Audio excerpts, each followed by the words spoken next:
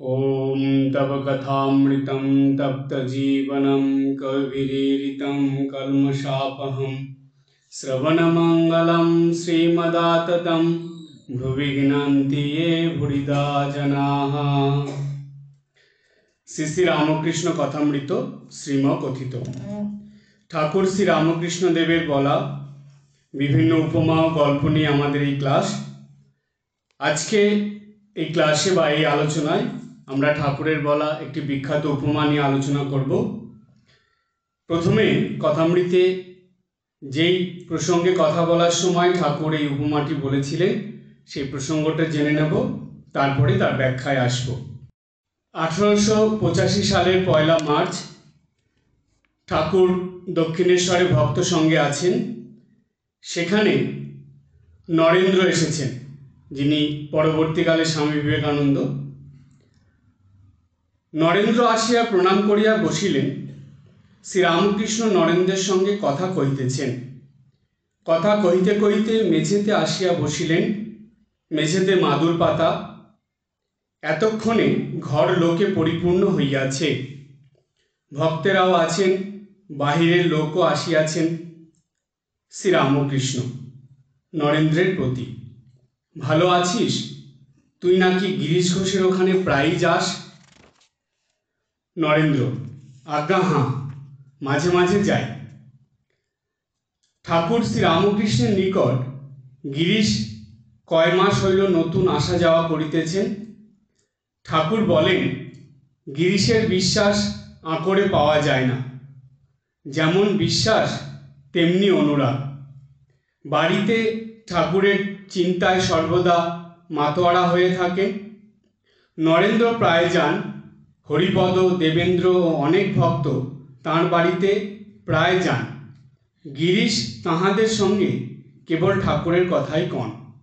গিরিশ সংসারে থাকেন, কিন্তু ঠাকুর দেখিতেছেন নরেন্দ্র সংসারে থাকিবেন না, কামিনী কাঞ্চন ত্যাগ করিবেন। ঠাকুর নরেন্দ্রের সহিত কথা কহিতেছেন। শ্রীরামকৃষ্ণ: তুই গিরিশ ঘোষের ওখানে বেশি যাস, কিন্তু রসুনের বাটি যত ধোও না কেন গন্ধ একটু থাকবেই। ছোকরারা শুদ্ধ আধার, কামিনী কাঞ্চন স্পর্শ করে নাই। অনেক দিন ধরে কামিনী কাঞ্চন ঘাটলে রসুনের গন্ধ হয়।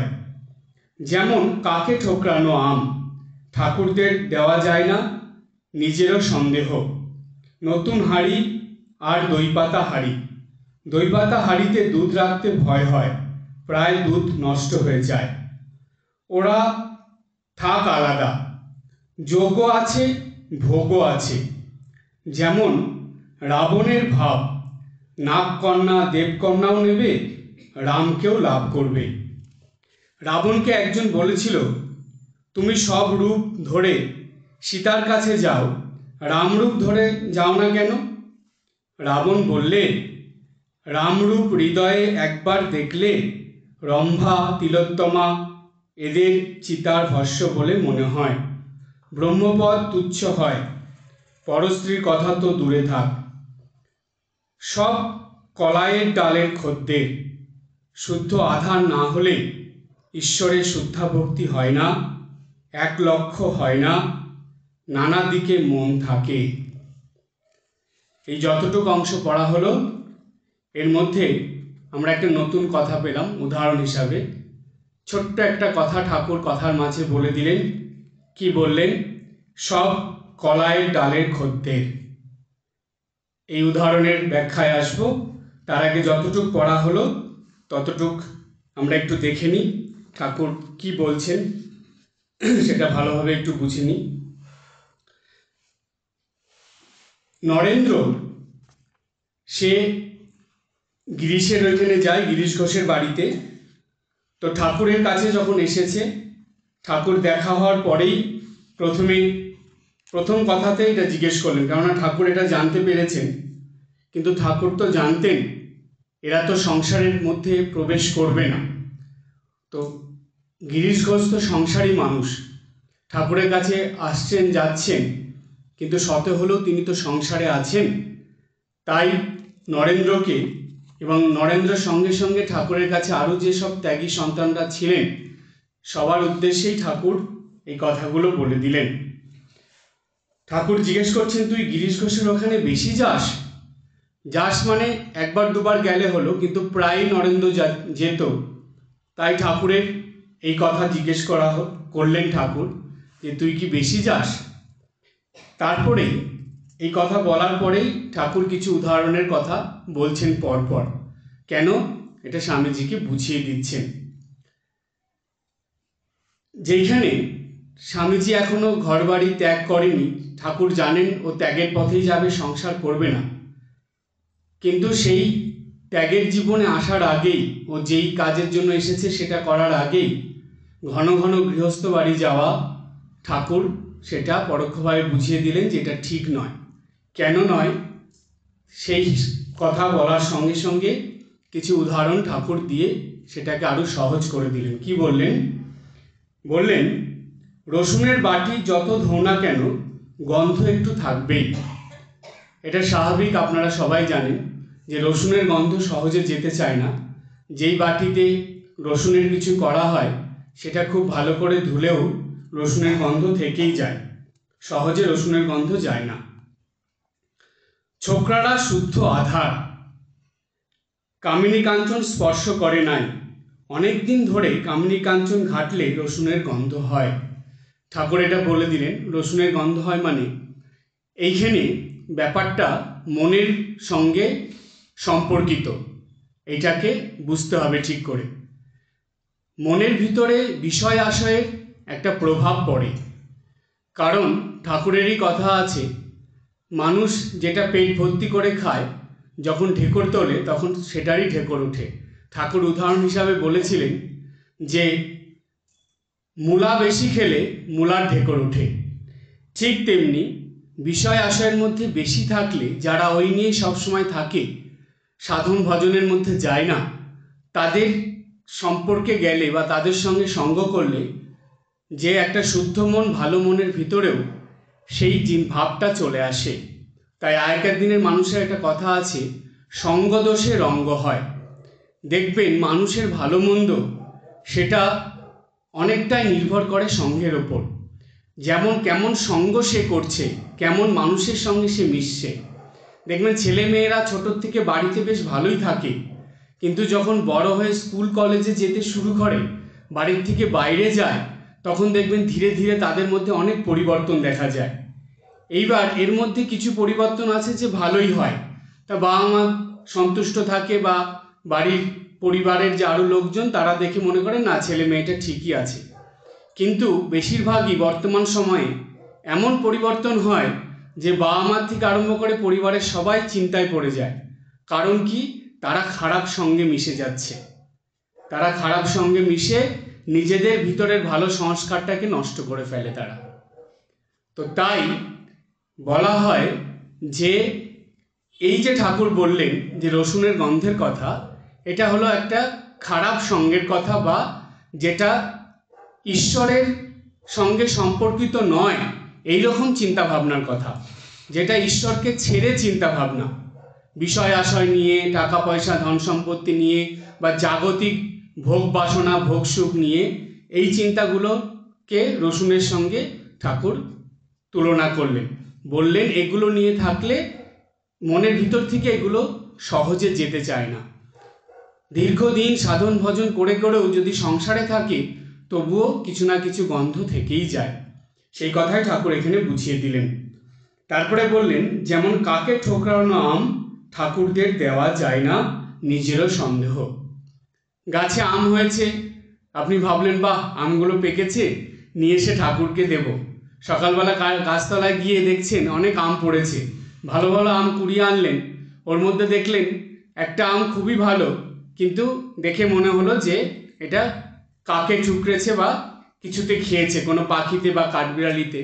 তো এখানে কাকে ঠোকরানো মানে শুধু যে কাকই খাবে সেরকম নয়, যে কোনো জীবজন্তুই খেতে পারে, অন্য কোনো পাখিরাও হতে পারে, কিন্তু ওই যে খাওয়া আম ওটা নিজের সন্দেহ, মানে নিজের খেতে অসুবিধা হয়, ঠাকুর ভোগে দিতেও অসুবিধা। তো ঠাকুর এই কথাটা বলে কি বোঝালেন? ঠাকুর বোঝালেন এটা যে সংসারে ঢুকে গেলে বা অনেক দিন সংসারের মধ্যে থাকলে তাদের মধ্যে এগুলো এমনভাবে জড়িয়ে যায় যে তারা সেটা নিয়ে যখন আধ্যাত্মিক সাধনা করে, ঈশ্বরের সাধনা করে, তারা সম্পূর্ণভাবে মনটাকে ভগবানের দিকে দিতে পারে না। তাই সম্পূর্ণভাবে দিতে পারে না দেখে যারা ত্যাগী বা ভক্ত মানুষ, যারা সংসার ছেড়ে চলে গেছে, তারা তাদের সঙ্গে বেশি মিশলে তাদের মনেও এটা চলে আসে। তো সেই কারণে ঠাকুর এটা বললেন। নতুন হাঁড়ি আর দই পাতা হাঁড়ি, দই পাতা হাঁড়িতে দুধ রাখতে ভয় হয়, প্রায় দুধ নষ্ট হয়ে যায়। ঠিক তাই, যেমন দই পাতা হাঁড়িতে একটু দই থাকে, কেন? গরম দুধ জাল করে দুধ দিয়ে ওটা ঢেকে রাখলে দই হয়ে যায়। আর যদি সেটাকে দুধ হিসাবে রাখতে হয় তাহলে পরিষ্কার হাঁড়িতে রাখতে হবে। ঠিক তেমনি এই যারা নাকি ক্রমাগত বিষয় চিন্তা, খারাপ চিন্তা বা জাগতিক চিন্তা নিয়ে জীবনযাপন করে, তাদের সঙ্গে বেশি মিশলে তার মনের ভাব, শুদ্ধ মনের ভাবটা নষ্ট হয়ে যায়। তাই বলা হয় যে একটা কথা আছে ঠাকুরের, সাধু সাবধান। সুতরাং ওই সাবধানভাবে চলতেই হবে। তার বলে কি এইখানে আপনাদের মনে প্রশ্ন আসবে যে তাহলে মহারাজ সংসারীদের সঙ্গে কি মিশবে না? না, ঠাকুর না করেননি। ঠাকুর কি বলেছেন?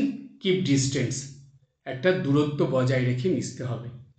যেমন যেই ছেলেরা বা সংসার জীবন যাপন করবে না, তারা ত্যাগের পথে আসবে, তারা কেন সংসারীদের মানুষ বাড়িতে বেশিক্ষণ গিয়ে সময় কাটাবে, বেশি থাকবে, তাদের সঙ্গে কেন বেশি মিশবে? ঠাকুর একবার লাটু মহারাজকে রীতিমতন বকে দিয়েছিলেন। কেন বকেছিলেন? লাটু মহারাজ একবার ঠাকুর একটা জায়গায় যেতে বলেছে, তাকে গিয়েছেন দক্ষিণেশ্বর থেকে, কিন্তু তার ঠাকুর জানেন সে যাবে, একটা জিনিস পৌঁছে দেওয়ার কথা, সেটা দিয়ে চলে আসবে। তো যেতে যেতে কতক্ষণ টাইম লাগে ঠাকুর চিন্তা করছেন, কিন্তু আসতে দেরি হচ্ছে। ঠাকুরের মনে হয়েছে ও নিশ্চয়ই অন্য কোথাও গেছে, ও যেখানে যেতে বলেছে সেখানে গেছে, কিন্তু তার বাদেও অন্য কোথাও গেছে।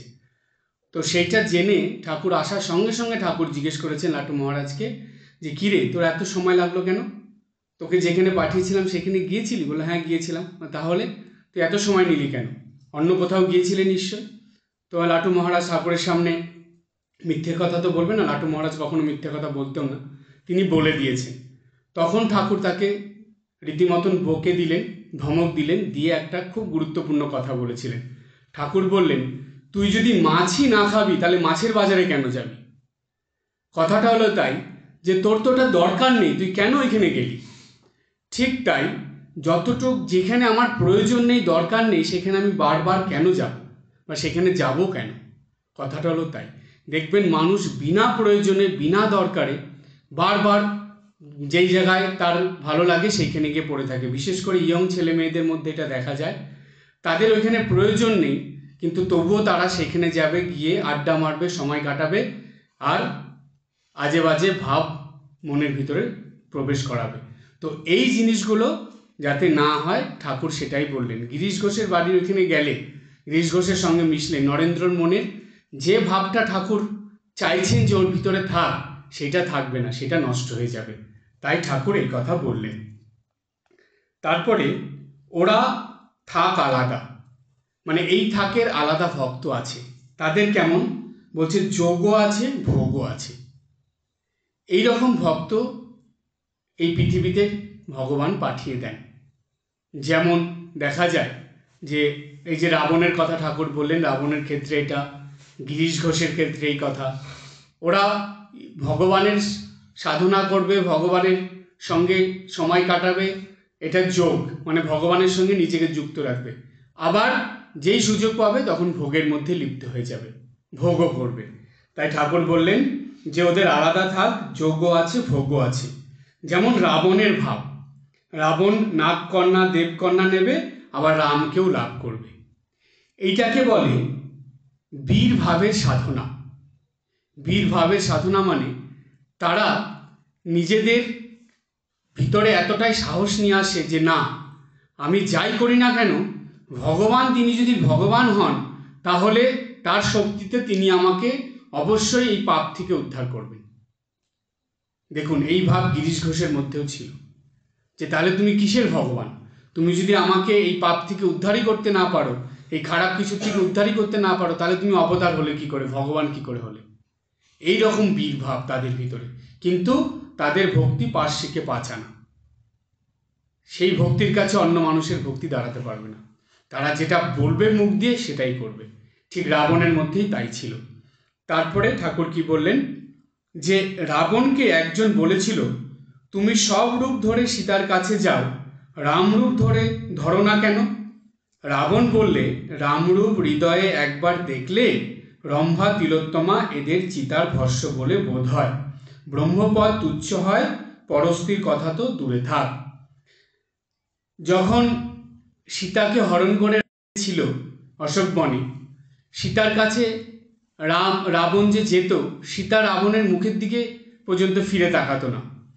তো এখন কেননা সীতার মনের ভাব এটাই যে রাম ছাড়া সে পরপুরুষের মুখ দেখবে না।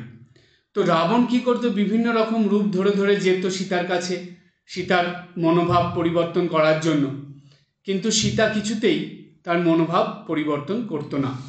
তো তখন ওই অশোকবনে যারা সীতাকে পাহারা দিত, যেসব রাক্ষসীরা, তাদের মধ্যে একজন যিনি মেন ছিলেন বা প্রধান ছিলেন, তার সঙ্গে রাবণের কথা হতো। কেন? সীতার সব খবর তিনি রাবণ আর কি সেই রাক্ষসীর কাছ থেকে নিত। তো সে রাবণকে বিভিন্ন রকম রূপ বদল করে আসতে তিনি দেখতেন, বা রাবণ যখন আসতো তিনি থাকতেন সেইখানে।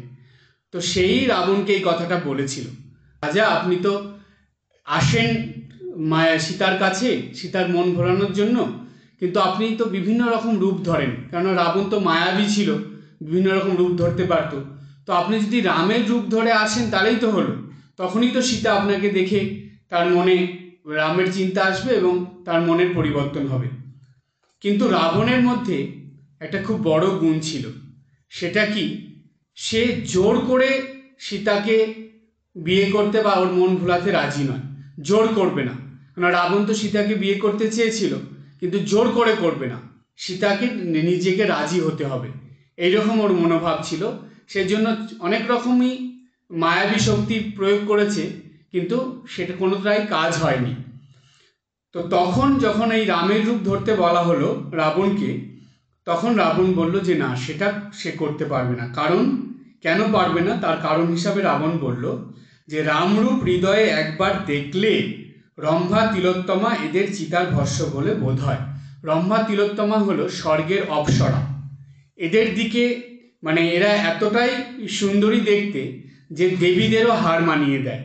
তো এই অপ্সরাদের বলছে যে এই রম্ভা তিলোত্তমা এদের চিতার ভস্য বলে মনে হয়, যে রামরূপ ভগবানের রূপ যদি একবার এই হৃদয়ে কারো আসে, তাহলে তার কাছে এই জগৎ সংসারের কোনো কিছুই আর মনে ধরে না, সেগুলো সব চিতার ভস্য হয়ে যায়। তো হিন্দিতে একটা খুব সুন্দর ভজন আছে, মানে খুবই বিখ্যাত ভজন এটা, যদি আপনাদের কখনো সময় হয় শুনবেন। ভজনটার প্রথম লাইনটা আমি বলছি, जिसके हिया में श्री राम बसे ও ভগবান কা নাম লিয়ে না লিয়ে। অর্থাৎ যার মনে বা যার হৃদয়ে রাম একবার অবস্থান করে বা রাম থাকে, সে যদি ঈশ্বরের নাম নাও নেয় তার জন্য কোনো আসে যায় না। কেন?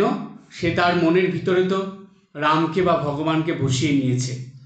তো ঠিক তেমনি ভগবান, সে রাম এখানে অর্থ হলো যে ঈশ্বরের রূপ, সেটা রামকৃষ্ণ হতে পারে, কৃষ্ণ হতে পারে, শিব হতে পারে, নারায়ণ হতে পারে, যে কোনো একটা, এমনকি আমাদের সারদা মাও হতে পারে, লক্ষ্মী দেবী হতে পারে, যে কোনো একটা রূপ, সে মায়ের দেবী রূপ বা দেবতার রূপ, ভগবানের রূপ, যে কোনো একটা রূপ যদি আমরা হৃদয়ে ঠিকভাবে বসিয়ে নিই, এমনভাবে বসাতে হবে যে আপনি চোখ বুঝলেই সেই রূপটা আপনার ভিতরে আপনি পরিষ্কার দেখতে পাবেন। এমনকি সেটা এমন হয়ে যায় যে চোখ খুললেও সেই রূপটা বাইরে দেখতে পাবেন।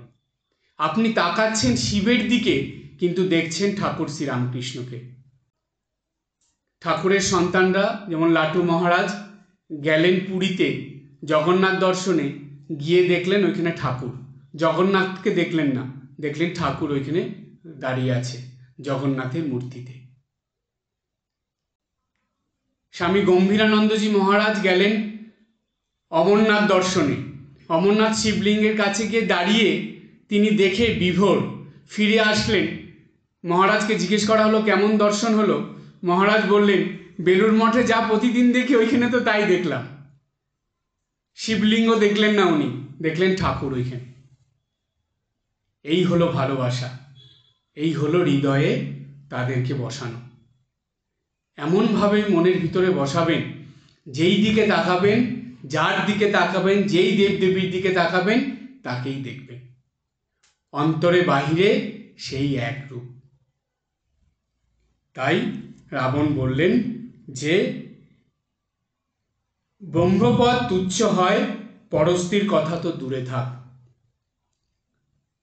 তখন তার সেই রূপে এতটাই সে মজে যায়, সেই সাধক বা সেই ভক্ত, যে তখন সব থেকে দুর্লভ বস্তু যে ব্রহ্মপদ, সেটাও সে চায় না, সেটাও তার কাছে তুচ্ছ হয়ে যায়।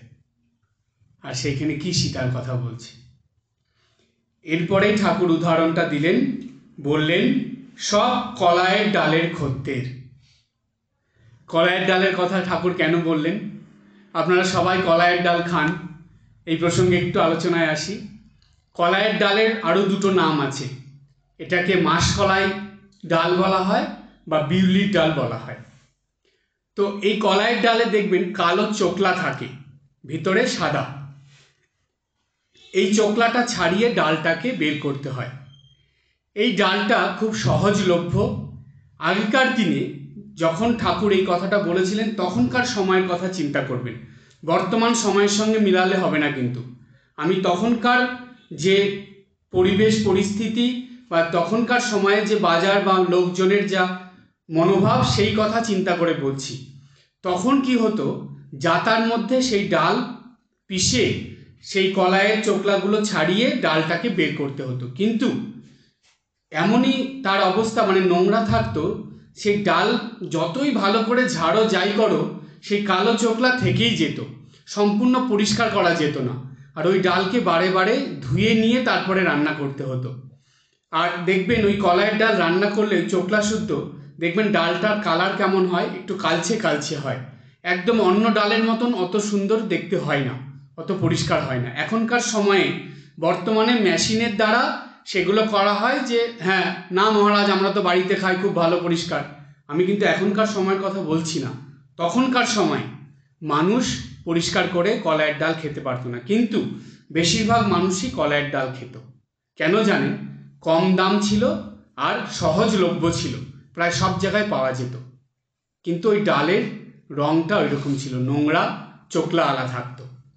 ঠিক ঠাকুর বললেন, দেখুন সেই জিনিসটা ঠাকুর কেমন অবজার্ভ করেছেন সেটা দেখে নিয়েছেন। ঠাকুর বলছেন সব কলাইয়ের ডালের খদ্দের। হাটে বাজারে দোকানে বেশিরভাগ মানুষই কলাইয়ের ডাল কিনে নিয়ে যেত, কম টাকায় পাওয়া যেত, বেশি ডাল নিয়ে চলে যেত। হ্যাঁ, বাড়িতে গিয়ে একটু খাটনি হতো, কিন্তু রান্না করে খেয়ে নিত, কম টাকায় তো পাওয়া গেছে, আবার কি। তারপরে ঠাকুর বললেন শুদ্ধ আধার না হলে ঈশ্বরের শুদ্ধা ভক্তি হয় না। তার মানে শুদ্ধ আধার কেন আনলেন? ডালের উদাহরণ দিয়ে। তার মানে শুদ্ধ আধার মানে পরিষ্কার মন। পরিষ্কার মন যদি না হয়, তাহলে শুদ্ধা ভক্তি হয় না, অর্থাৎ ঈশ্বরের সম্পূর্ণ ভক্তি আসে না। কলাইয়ের ডালের কথা এই জন্যই বললেন ঠাকুর, যে জাগতিক জিনিস মনের ভিতরে জমিয়ে জমিয়ে মানুষ মনটাকে কলাইয়ের ডালের মতন করে ফেলে। যতই হামুল দিস্তার মধ্যে পেশো, যতই জাতার মধ্যে ঘোরাও, যতই যা করো, পরিষ্কার হলেও কিছুটা থেকেই যায়, একদম পরিষ্কার হয় না। তাই শুদ্ধা ভক্তি তাদের মধ্যে আসে না। মন যে সম্পূর্ণ পরিষ্কার হয় না, তাই শুদ্ধা ভক্তি আসে না। যখনই মন থেকে এগুলো সব চলে যাবে, পরিষ্কার হয়ে যাবে, তখনই শুদ্ধা ভক্তি আসবে। তাই ঠাকুর বললেন শুদ্ধ আধার বা পরিষ্কার মন না হলে ঈশ্বরের শুদ্ধা ভক্তি হয় না। এক লক্ষ্য হয় না, মানে একদিকে মন থাকবে। এই কথা আমি আগেও বলেছি, আবার বলছি, বিষয়ের দিকে মন রাখলে মনটা বহুমুখী হয়, মানে একমুখী তখন থাকে না, বিভিন্ন দিকে ছড়িয়ে থাকে মনটা। ব্যাংকের দিকে থাকবে, অফিসের দিকে থাকবে, ছেলে মেয়ের দিকে থাকবে, এটিএম কার্ডের দিকে থাকবে, তারপরে সাজগোজের দিকে থাকবে, মার্কেটিংয়ের দিকে থাকবে। সংসারে থাকলে বহুমুখী মন থাকবে। এই মনটাকে গুটিয়ে এনে একমুখী করা, এটাই সাধনা। এই জন্য সাধনা এত কঠিন। কেন? মন কিছুতেই আসতে চায় না। আজকে আনলে আবার কিছুক্ষণ পরে সেইখানেই ফিরে চলে যায়। যতবার গুটিয়ে আনা ততবার চলে যায়। হরি মহারাজ, স্বামী তুরীয়ানন্দজি মহারাজ খুব মজা করে একটা কথা বলতেন যে বিষয়ী মানুষের বা সংসারী মানুষের মনকে এক জায়গায় করা কত কঠিন জানো? কেমন বলছে, কখনো মহারাজ বলছেন, কখনো কলা মাখা দেখেছ? কলা চটকানো দেখবে, যখন প্রসাদের সময় কলাটাকে মাখে তখন দেখবে এক জায়গায় রাখাই যায় না, খালি স্লিপ করে বেরিয়ে বেরিয়ে এদিক ওদিক চলে যায়। বলছে মনের অবস্থা এরকম হয়। মন যতই গুটিয়ে আনবেন ঠিক স্লিপ করে বেরিয়ে সেই চলে যাবে হয় মার্কেটিংয়ে, শপিং মলে, না হলে কোনো দোকানে, বাজারে, বিভিন্ন জায়গায় ঘুরতে থাকে মনটা। তো তাই মনটা একমুখী হয় না, ঈশ্বরের দিকে করা যায় না, এক লক্ষ্য হয় না, নানা দিকে মন থাকে, এই বিভিন্ন দিকে মন ছুটতে থাকে। এই কথাই ঠাকুর বুঝিয়ে দিলেন, এত সুন্দর একটা উদাহরণ দিয়ে দিলেন। দেখুন, এখন যখনই আপনারা কলাইয়ের ডাল খাবেন, অন্তত ঠাকুরের এই কথাটা মনে করবেন, যে বলবেন না মহারাজ, আমরা তখন পরিষ্কার কলাইয়ের ডাল কিনে আনি দোকান থেকে, এনে খান, তবুও এই কথাটা মাথায় রাখবেন যে সবাই কিন্তু আবার ওই পরিষ্কার ডাল পায় না। অনেকে ওই চোকলাওয়ালা কলাইয়ের ডাল, কালো চোকলাওয়ালা, সেটা নিয়ে আসে। আমি দেখেছি প্যাকেট করে বিক্রি হচ্ছে পরিষ্কার সব ডাল, তার মধ্যেও দুটো তিনটে বা কিছু ডাল ওরকম কালো কালো কালো কালো থাকে, ওর মধ্যে একটু নোংরা থাকবেই। তাই যখনই কলাইয়ের ডাল খাবেন ভাববেন যে ঠাকুর বলেছিলেন এরকম যাতে আমাদের মনের অবস্থা না হয়, আমাদের মন যাতে পরিষ্কার হয়। আর মন পরিষ্কার হলে তবেই শুদ্ধা ভক্তি হবে, আর শুদ্ধা ভক্তি হলেই একমুখী মন হবে, অর্থাৎ ঈশ্বরের দিকে মন থাকবে, আর তাতেই ঈশ্বর দর্শন এবং ঈশ্বর লাভ হবে। এই মনুষ্য জীবনের উদ্দেশ্য সার্থক হবে। আজকে এই পর্যন্ত। সবাই ভালো থাকবেন, হাসি খুশি আনন্দে থাকবেন। ওম জননীং শারদাম দেবীং রামকৃষ্ণং জগদ্গুরুং পাদপদ্মে তয়ো শ্রিত্বা প্রণমামি মুহুর্মুহুঃ।